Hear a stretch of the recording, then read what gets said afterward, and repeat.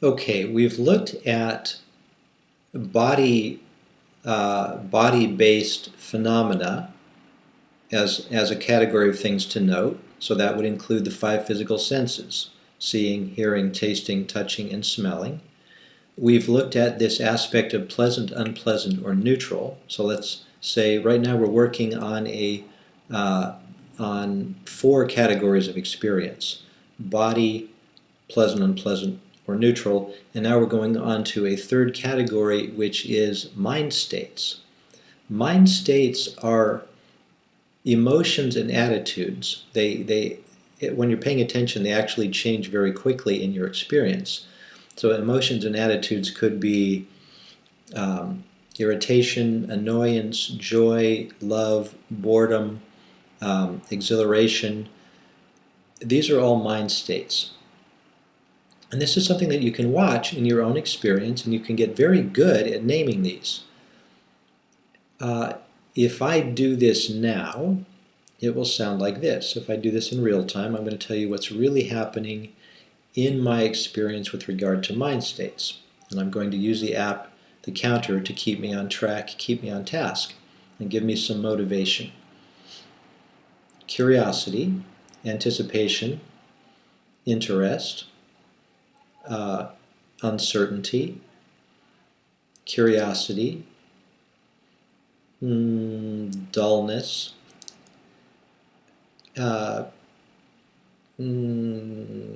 dullness, uncertainty. Now notice that that's something notable.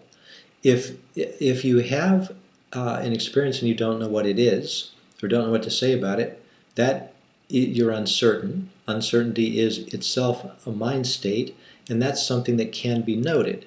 So that goes in the hopper. Put that in there. All of this, it's grist for the mill. Uncertainty, curiosity, anticipation, dullness, uncertainty, curiosity, joyful anticipation, interest, anticipation, worry, worry.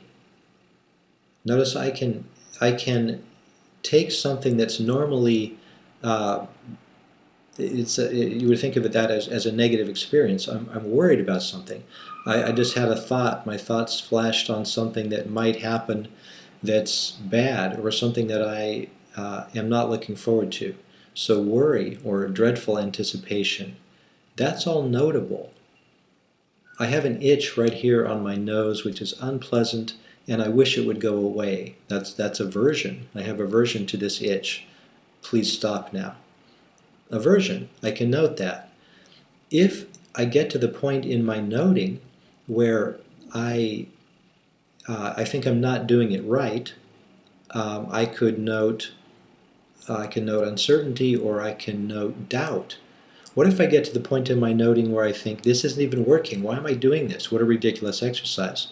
Doubt, negativity, despair, all of this is notable. And there's something incredibly powerful about naming the dragon. In mythology, there's this idea that if you name the dragon, you find out the dragon's name, and say it to the dragon, it takes away some of the dragon's power.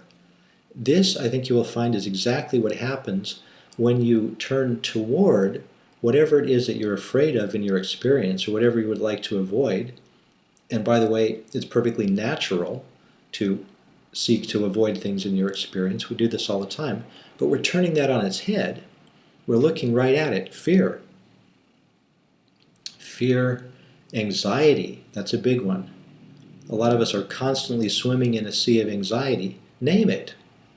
Name it every time you notice it. Anxiety.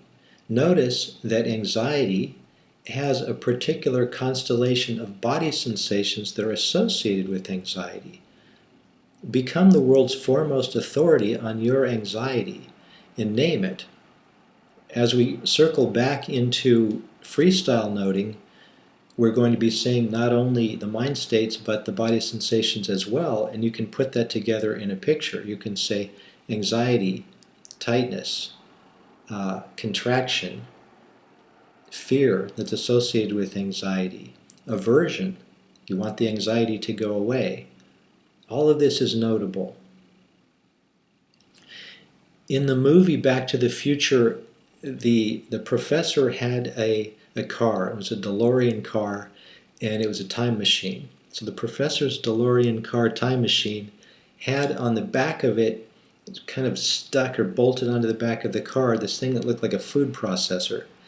And the food processor, you could take anything, it didn't matter what, and you could put it into the food processor, and that would become nuclear fuel to power the car, the time machine. What we're doing is similar to that. It doesn't matter what happens in your experience. If you name it, you're putting it in the hopper, putting it in the food processor, and it becomes nuclear power, nuclear fuel to power your own development, your own mental development. We would, in a more religious context, you would say that's fueling your awakening. Let me do a little bit more mind state noting, that is, while counting, while tapping. Excitement, anticipation, optimism, hope, joy, sympathetic joy, uncertainty, worry, joy.